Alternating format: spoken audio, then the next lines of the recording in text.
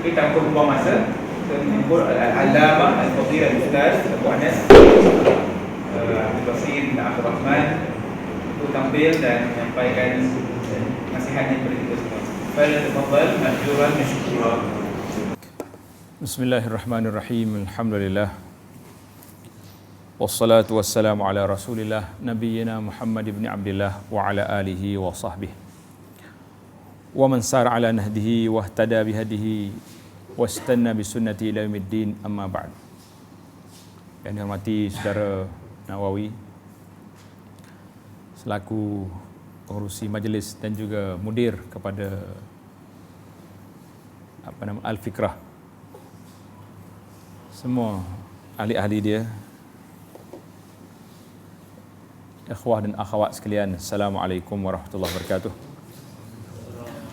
Alhamdulillah, syukur kita kepada Allah Azza wa Jalla kerana pada petang yang mulia ini, di saat kita menanti farhatun inda fitrihi, sebagaimana disebut dalam hadis Nabi sallallahu alaihi wasallam, lis-shaimi farhatan, bagi orang puasa itu dua kesukaan.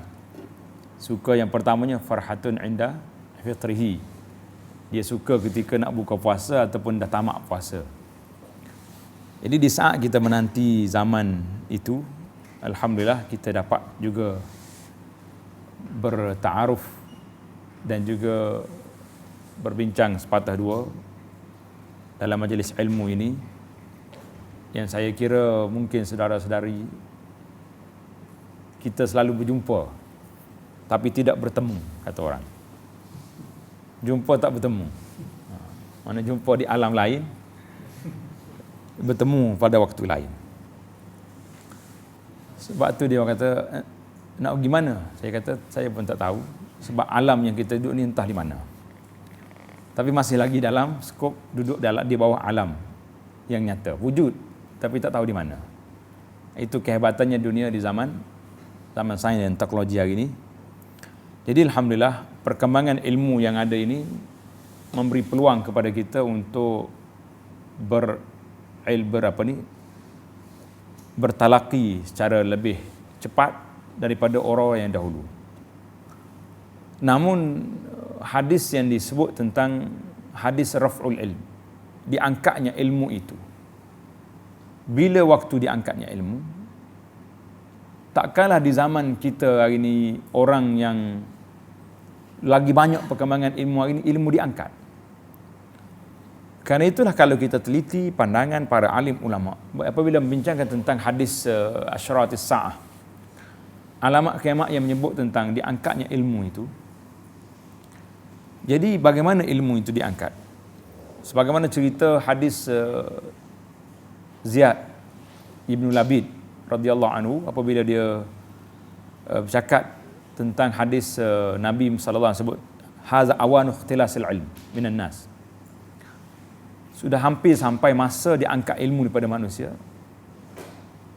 Ziyad kata, bagaimana ilmu itu diangkat? Sedangkan kita ada bersama dengan kita ni Quran. Wallahi laqad qara'nahu. Kami baca Quran, wala nuqri'annahu, dan kami akan bacakan Quran ini kepada keluarga kami. Maka apa dijawab ini? Saqilat ka ummuka ya Ziyad.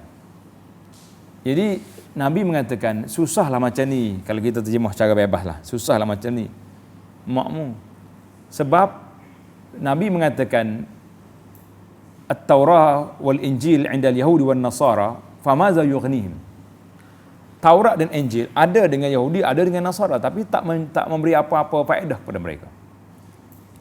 Jadi kebimbangan yang telah disebut oleh Nabi sallallahu alaihi wasallam itu, iaitulah bila sampai di zaman kita hari ini, kita ada Quran. Quran yang menjadi mukjizat kepada kita. Apakah kita telah mendapat manfaat daripada Al-Quran ini? Ataupun Al-Quran hanya diambil manfaat daripada dia?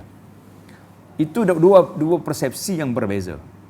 Sama ada kita mendapat manfaat, kita dapat manfaat daripada Quran, ataupun kita mengambil manfaat daripada Quran. Jadi kalau kita dapat manfaat, sebagaimana yang kita duduk hari ini di saat Ramadan, dan pada malam ini pun mungkin ada orang yang menyambut turunnya Al-Quran besok. Sambut tak sambut? Sambut. Negeri Selangor sambut. Turun Quran di sini, orang di Kuala Lumpur tak turun. Pasal itulah bila buat jeli hari ni dia kata, susah kami nak hadir sebab besok kerja. Dia kata Quran pun ada negeri yang turun, ada negeri yang tak turun. Jadi Quran pun sudah berbeza tempat turun dia. Jadi waktu nuzul. Kita taklah nak bincang turun tak turun. Yang penting Quran dah turun. Bila berlaku tu memang sudah berlaku kepada Nabi. Yang pentingnya Allah Taala telah sebut dalam Quran Karim, auzubillahi minasyaitanirrajim, syahrul ramadan allazi unzila fihil Quran. Bulan Ramadan ini bulan yang diturunkan Quran. Jadi tidak boleh dinafikan lagi Al-Quran itu, Ramadan menjadi bekas kepada Al-Quran yang diturunkan. Cuma yang saya nak sebut tadi, apakah kita mendapat manfaat daripada Quran? Jadi bagaimana mendapat manfaat itulah yang saya rasa kita kena teliti balik dari sudut bagaimana cara pelajaran kita tentang Al-Quran. Hari ini kita ngaji Quran. Dan kita lebih fokus kepada mengaji, nak memahami bacaan dia. Dari sudut tajwidnya jaga sungguh, dari sudut makhraj pun kuat kita jaga. Tapi apakah kita telah menjaga hududul Quran? Hukum hakam yang terdapat dalam Al-Quran. Maka bila kita dapat manfaat daripada Quran inilah yang disebut dengan nama satu program yang dipanggil Tadabbur Al-Quran. Jadi tadabbur, kita duk fikir tentang, bila sebut Al-Quran ni mesti ditadabbur. Tadabbur itu mana apa? Jadi tadabbur ini panggil tahdiqun nazir. Mana kita tengok dengan penelitian kita. Bila ambil satu ayat, kita jangan berhenti takat terjemah saja. Kemudian berhentilah. Kadang-kadang ya ayyuhallazina amanu, kemudian diakhiri dengan innaka ghafurur rahim ataupun huwal azabul alim. Awal ayat dengan ekor ayat ada kaitannya dalam ayat itu. Sebab itu menarik bila Allah SWT sebut dalam ayat riba, nak mengharamkan riba, ya ayyuhallazina amanu ittaqullah. Dimula dengan macam satu talattuf, Allah panggil hei orang yang beriman, ittaqullah, suruh dulu takwa kepada Allah. Kemudian baru dia mari wazaru riba in kuntum mu'min. Ulang balik. Wazaru ma baqiya minar riba in kuntum mu'minin. Jadi ayat sebegini, kalau kita tadabbur, pada waktu itulah kita sebagai kaum mukmin yang disebut sifat orang mukmin ni, alladzina idza dzukirallah wajilat qulubuhum wa idza tuliyat alaihim ayatuhu zadatuhum imanan wa ala rabbihim yatawakkalun. Jadi kita sebagaimana dalam surah Al-Anfal, awal surah Al-Anfal, yas'alunaka 'anil anfal qulil anfalu lillahi war rasul fattaqullaha wa aslihu zata bainikum wa athi'ullaha wa rasulahu in kuntum mu'minin innamal mu'minun allazi. Jadi Tuhan jawab, innamal mu'minun, orang yang beriman itu siapa? Allazina idza dzukirallah wajilat qulubuhum. Jadi sifat orang mukmin itu apabila disebut ayat-ayat Allah gemetar hati. Wa idza tuliyat alaihim ayatuhu zadatuhum iman. Bila dibaca ayat Allah bertambah iman. Maka inilah yang kita nak cari di bulan Ramadan yang mulia ini, syahrul ramadan allazi unzila fihil Quran. Bagaimana kita nak mencari manfaat? Kita nak ambil manfaat daripada Al-Quran, kita dapat manfaat daripada Quran, bukan hanya Al-Quran itu kita manfaatkan dia. Seperti orang yang buat package hari ni. Baca tak baca? Orang yang duduk dalam maya ni memang jumpa punya tak? Dekat Ramadan mari iklan siap dah. Satu kepala kena bayar RM20. Itu murah tu. Yang paling mahal yang saya jumpa tahun ni, rate paling tinggi RM5,000. Dapat dah? Ada seorang makcik telefon saya, ustaz, dia kata saya duk cari duit ni sebab dia kata ada tawaran istimewa, kalau bayar RM5,000 dia akan khatam 10 kali Quran. 500 kat satu package, tapi kena 10. Habis je bulan Ramadan ni, insya-Allah mak dia akan datang dengan pakaian baju putih, beritahu ucap terima kasih pada anak-anak kerana telah bayar bebaskan dia daripada api neraka. Sampai begitu ambil manfaat daripada Quran dia, orang jual beli sungguh sekarang ni. Itu di antara package yang dia buat. Biarlah yang orang itu cerita lain. Yang kita nak hari ni, kita nak bagaimana kita nak mengambil manfaat itu daripada Al-Quran dengan cara kita menggali Al-Quran dengan kita bertadabbur, berfikir terhadap ayat-ayat. Saudara-saudari yang kebanyakannya hari ini, zaman moden hari ini, kebanyakannya orang-orang saintis belaka ni. Sains tak? Setakat yang kita hidup dengan Quran, berapa ayat dah yang telah kita korek, kita gali dan kita keluarkan satu natijah daripada hasil kajian kita itu yang boleh menguatkan iman kita. Jadi kita kena belajar isu tadabbur ni daripada orang-orang barat yang masuk Islam. Mereka mentadabbur Quran sebelum daripada dia mengaji Quran. Ini terbalik. Pasal itulah dalam asar Ibn Umar, dia kata, laqad ishna burhatan minaz zaman. Kami telah hidup beberapa masa lama, wa anna ahadana yu'tal iman qabla al-Quran. Orang tu boleh iman dulu sebelum daripada Quran. Tapi zaman kamu ini terbalik. Kamu dapat Quran dulu baru boleh iman. Jadi kalau kita tengok pada kata-kata sahabat as-sahabi al-jalil ini memang tepat.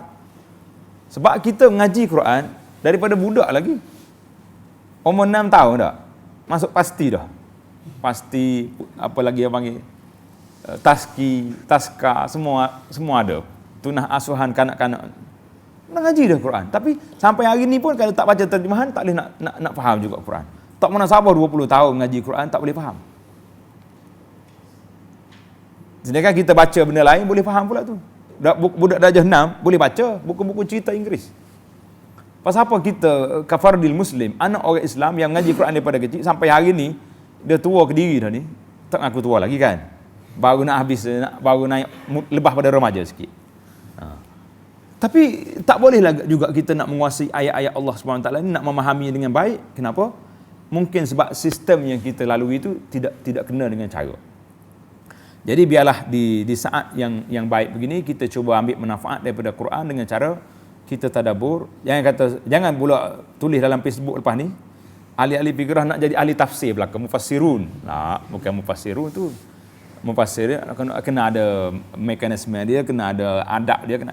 Tadabbur ni kita ambil ayat dan kita teliti kepada ayat apa. Kamu ni mengaji dalam bab apa? Bab besi. Kaji ayat-ayat tentang besi. Mari daripada mana besi, dia bawa ke mana, siapa yang buat. Jadi kita nak keluarkan makalah. Kalau boleh, mana Presiden apa ni sibuk dengan iftar tadi hari ni. Kalau boleh kita keluarkan dalam al-fikrah kita ni makalah-makalah hasil kajian. Kita bagi setiap orang ni ambil satu ayat, 2 ayat, buat kajian tentang bagaimana nak tadabbur, macam mana nak menguatkan iman kita melalui kajian ayat-ayat tersebut. Boleh tak boleh?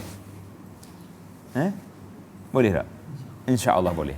Fikir masing-masing ikut kepakaran dia. Jangan kata zaman sains hari ni tak. Sebab hujah Allah Ta'ala ke atas hamba dia di zaman sains dan teknologi hari ni cukup dahsyat. Menakutkan kita hari ni. Dulu pasal tu Ana selalu gurau lah dalam ceramah-ceramah dengan orang tua-tua. Saya kata, makcik tak boleh baca Quran. Saya kata tak apa. Zaman dulu kalau orang kata tak reti mengaji, mana sabar sungguh. Tak reti sungguh. Dia nak pergi ke pasar, ke bandar, dia terpaksa kena bawa cucu, nak suruh baca nombor bas. Dia takut bas ni nak pergi ke lain kan tak sampai rumah. Bawa cucu, tujuannya nak baca nombor bas ya, bukan nak tu. Duit dia tahu berapa harga dengan warna dia. Tapi di zaman kita hari ini segala alat teknologi sudah wujud, sudah ada. Tiba-tiba kita juga kata kita tak boleh nak menguasai Islam ini dengan cara yang baik. Baiklah. Itu yang pertama, sedikit perbincangan saya nak supaya sahabat-sahabat kita, ikhwah kita yang saya ingat yang mari ini alhamdulillah yang sudah ada kesedaran, orang yang Allah Taala beri kecerdikan akal fikiran dan suka juga mengkaji dan belajar. Jadi yang kedua, isu yang kedua yang Ana nak kata di sini, iaitulah kita biarlah berfikiran suka kepada ijabiyat, tak suka kepada benda-benda yang salbiyat. Suka kepada benda yang apa ni, yang positif, tak mahu pada negatif. Apa maksud? Jadi kita cuba dalam kita bersahabat. Tak kiralah kita ni atas nama al-fikrah, al-ahkam, apa nama lagi kumpulan apa nama lagi? Yang nama-nama yang alam maya hari ni di Malaysia ni apa nama lagi yang masyhur di Malaysia? Satu akidah, satu Malaysia ada. Apa benda? Tak, kita hari ni kita ketepikan musamayat. Musamayat tu mimbabit tanzim. Di atas dasar nak buat susunan. Itu baguslah. Sebab kalau tidak, susah. Baru ni ada orang marah. Dia kata, kenapa banyak sangat ni nama-nama ni? Yang ni nama. Saya sebut nama kan orang marah pula. Kau boleh sebut hari ni. Sebagai contoh lah. Tak? Ini nama apa ni? Al-Ahkam, ini nama Al-Fikrah, ini nama Ibn Al-Qayyim, ini nama. Dia kata kenapa tak satukan? Saya kata tak jadi masalah. Perbagaikan nama itu tak jadi masalah. Yang pentingnya kita bagaimana nak ta'awun, kita nak satukan gerak kerja kita hari ini, iaitulah nak suruh kita kembali kepada asal fitrah. Hari ini apabila manusia ini mengucap dua kalimah syahadah, mengaku dia Allah SWT sebagai Tuhan dia. Bila dia mengucap dua kalimah syahadah, bermakna dia telah kembali kepada fitrah yang dia telah buat perjanjian dengan Allah Azza wa Jalla di waktu di alam zuriat. Alastu bi rabbikum qalu bala. Jadi bila orang ni mengucap dua kalimah syahadah, dia sudah ada aslul iman, ada tak ada? Ada. Dia punya tapak sudah ada. Tapi iman itu berbeza. Tingkatan iman ada yang kuat, ada yang lemah, ada yang lagi kuat, ada yang sederhana dan sebagainya. Sebagaimana yang telah kita belajar dalam akidah Ahlussunnah ni, al-imanu yazidu wa yanqus. Naik, turun, berlaku. Bila kuat iman, kuat ibadat kita, dia bertambah. Bila lemah, duduk seorang-seorang, duduk fikir macam-macam, turun. Jadi, bila orang ini aslul iman ada. Innamal mu'minuna ikhwatun. Dalam ayat yang disebut, innamal mu'minuna ikhwah. Orang beriman itu saudara. Tapi kenapa di zaman mutaakhir ini, bukan mutaakhir lah, zaman dulu pun sudah ada. Saya sekarang ini sedang usahakan satu buku yang ditulis oleh Dr. Ali Muhammad As-Salabi, hafizahullah, iaitulah buku tentang, dia buat dua buku, Fikrul Al-Khawarij wa Syiah. Sekarang ini kita nak keluarkan yang pertama dulu tentang Khawarij. Khawarij ni fikrah dia dahsyat. Tak boleh tengok orang buat dosa. Bila dosa, berat lalu kena. Dia dengan Mu'tazilah lebih kurang.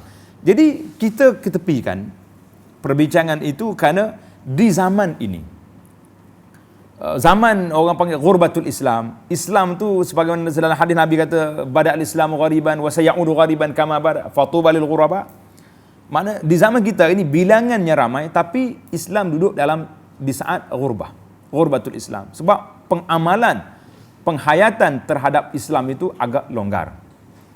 Kita yang duduk semangat-semangat ni pun nampak. Semalam mana bawa satu syekh datang, dia pergi ke satu masjid tempat kita, dan dia bermurah hati nak tunjukkan bagaimana ulama dulu bila berjumpa ada satu dia panggil sistem ijazah bagi sanad, dia panggil ijazah ammah. Cantiklah dia punya cara. Bila nak mengaji habis panjanglah. Sekurang-kurangnya kita nak tengok sistem yang dibuat oleh para ulama salafus salih dan bila dijumpa sama-sama dia ada satu sistem. Dan mereka ini telah menghidupkan di Mekah Mukarramah, di Masjid Haram. Dia panggil liqa ashrul awakhir. Pernah dengar ke tak cerita ni? Tak dengar. Hari ni kita dengar. Liqa ashrul awakhir ni makna perjumpaan 10 malam terakhir Ramadan. 10 hari terakhir Ramadan.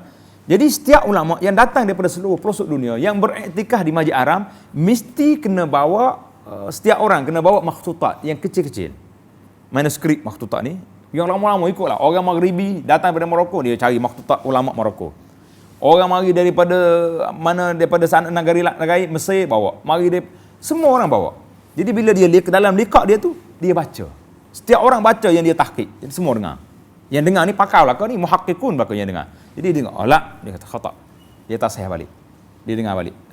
Kemudian kalau yang ada ijazah, dia bawa sanad dia. Subhanallah. Anda tengok sangat istismar dia punya subur, dia punya majlis ilmu. Jadi kita nak majlis ilmu kita hari ni sedemikian. Tapi bukan nak cerita kesuburan. Yang saya nak kata tadi, nak ulang balik apa yang dikata oleh Syekh Badar Al-Utaibi, hafizahullah tu. Menariklah dia. Waktu dia nak bagi ijazah tu, ijazah Sahih Bukhari. Dia bawa sanad dia. Sanad dia 2-3 jalur ada, masya-Allah. Panjang. Jadi dia kata, saudara-saudara, kamu hari ni Ahlus Sunnah. Ya, Ahlus Sunnah.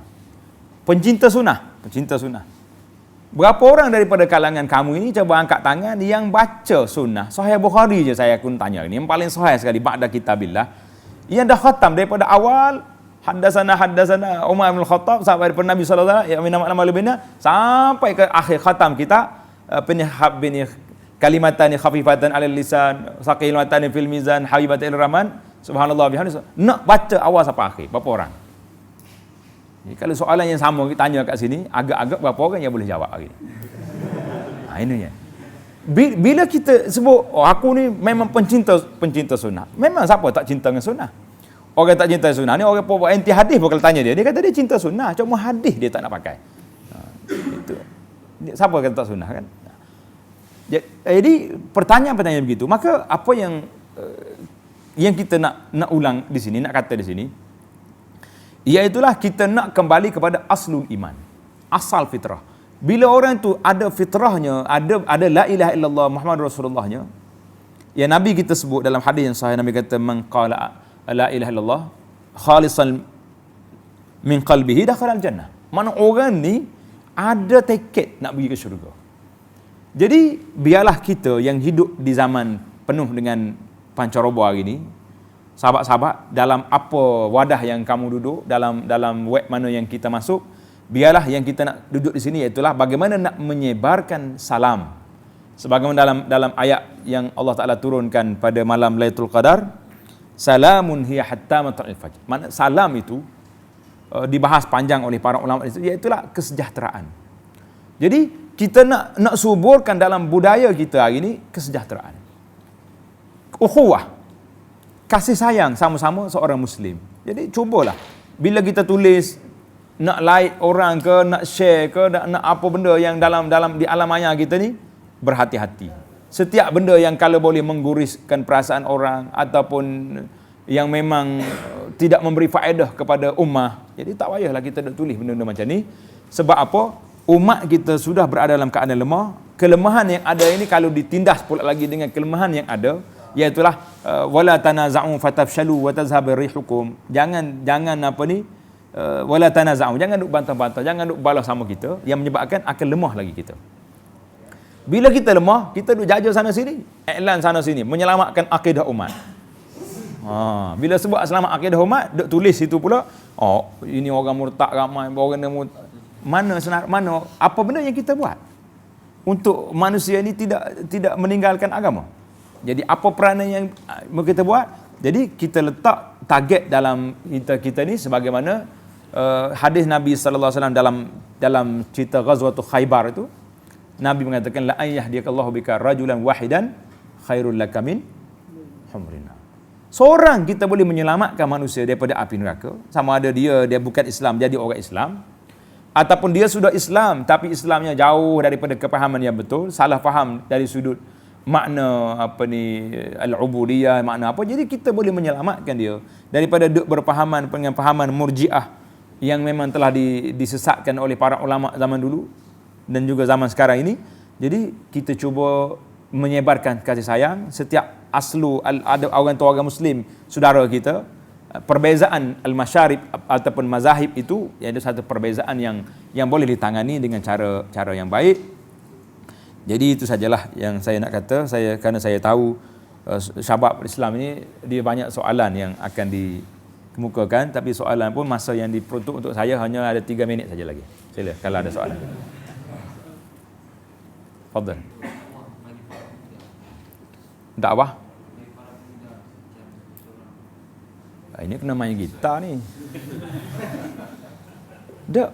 Pemuda ya, zaman muda hari ni, pemuda tu ada 2 kategori. Sama ada dia umur muda atau memang di bawah kategori orang muda yang tak kahwin lagi. Ada orang ni muda, mana maksudnya, tapi dah kahwin, sibuk sikit. Masa yang ada ni sangat keemasan bagi orang-orang muda-muda yang syabab ni lah kita kata. Ini masa talabat ilmi, masa menuntut ilmu. Jangan kata saya dah miss dah. Lah, siapa dia kata saya miss? Berapa ramai kamu baca dalam sirah ulama yang mula belajar lepas umur 20 lebih baru dia mula masuk belajar. Kalau yang cerita siapa dia ni? Izzuddin Abdul Salam rahimahullah. Kan cerita dia mimpi dia tidur dalam Masjid Al-Amawi tu. Kemudian bila macam mana dia balik, dia sejuk pada waktu malam, dia terpaksa kena pergi mandi. Sedangkan beberapa cara lagi ada yang boleh menyelamatkan keadaan, menyebabkan dia terpaksa kena pergi mengaji. Jadi kita cuba ambil masa peluang keemasan waktu syabab ini, itulah waktu talabul ilmi, waktu belajar. Jangan pula lebih. Kadang-kadang waktu kita muda ni oleh kerana kita free, waktulah kita nak mengajar orang. Mengaji tak, duk tulis macam dia tu ulama besar pun tak berani kata, kita pula jadi kata kan. Jadi itu satu kehebatan yang lebih pula. Jadi jangan, biarlah. Man tawadha'a lillahi rafa'ahu, orang yang tunduk. Tapi payah sekarang ni. Cakap boleh, tapi nak buat memang susah. Ya. Kalau kita pergi. Ustaz yang anda tak suka, dia dengar tu bukan nak mengaji dah. Dia dengar nak cari di mana salahnya kawan tu. Inilah kata ulama, man ja'a naqidan raja'a farighan. Ini kaedah besar yang kita kena ambil. Siapa dia pergi belajar kerana nak mengkritik, orang ni balik kosong, tak dapat ilmu. Jadi pemuda-pemuda yang saya nak kata ini ialah banyakkan belajar ilmu, pelbagaikan ilmu. Kita kata nak pergi ngaji tak sempat, kerja macam-macam lah.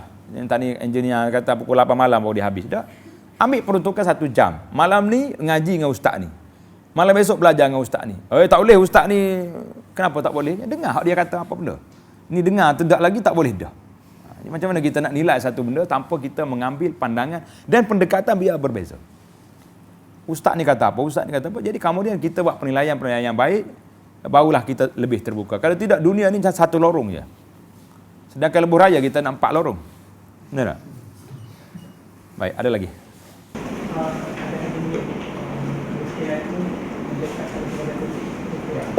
Apa dia? Kefakiran. Ada masalah apa dia? Tak, hadis itu tidak sabit, tidak sahih. Cuma dibuat slogan lah.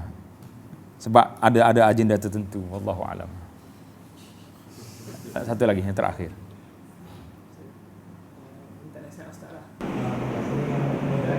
Jadi bagaimana motivasi Ustaz bagi kami supaya kami ni betul-betul pada akan dasar ni kita sebagai betul-betul kita nak tempat sunnah. Ada banyak cabaran yang lah, siapa dia kata ikut sunnah ni banyak cabaran? Ikut sunnah tak banyak cabaran. Sebab yang Nabi ajar dalam sunnah dia semuanya kasih sayang. Tak ada pelik-pelik. Betul tak? Semalam saya pergi jumpa seorang kawan, masuk hospital dia gila isim. Tahu gila isim? Saya pun dah dia sihat dah lah. Anak pun teka. Saya kata boleh jadi awak ni overdose. Lebih ubat. Dia kata betul Ustaz. Sebab apa? Bila saya bagi kepada dia buku suruh baca zikir pagi petang yang anak cuba banyak lagi zikir dah. Tapi anak buat tu nak suruh dia baca. Dia kata saya baca buku ni walaupun sunnahnya banyak takhrij hadis boleh diamalkan, tapi saya rasa kecil lagi. Tak kuat. Habis dia pergi cari ustaz mana tahu, jumpa zikir yang kuat, akhir sekali masuk hospital dia gila istim. Nak bawa kereta nak langgar orang lah, nak terjun bangunan, panas dia punya. Saya kata siapa dia yang merosakkan kamu? Ya. Pasal itulah kalau orang kata nak beramal dengan sunnah ini, nak beramal dengan sunnah ini masyakil, menimbulkan masalah, saya kata tak beramal dengan sunnah tu timbul masalah. Oh, dia kata tak, beramal dengan sunnah timbul masalah. Siapa dia kata beramal dengan sunnah timbul masalah? Dalam sunnah ada tak Nabi suruh kelahi orang?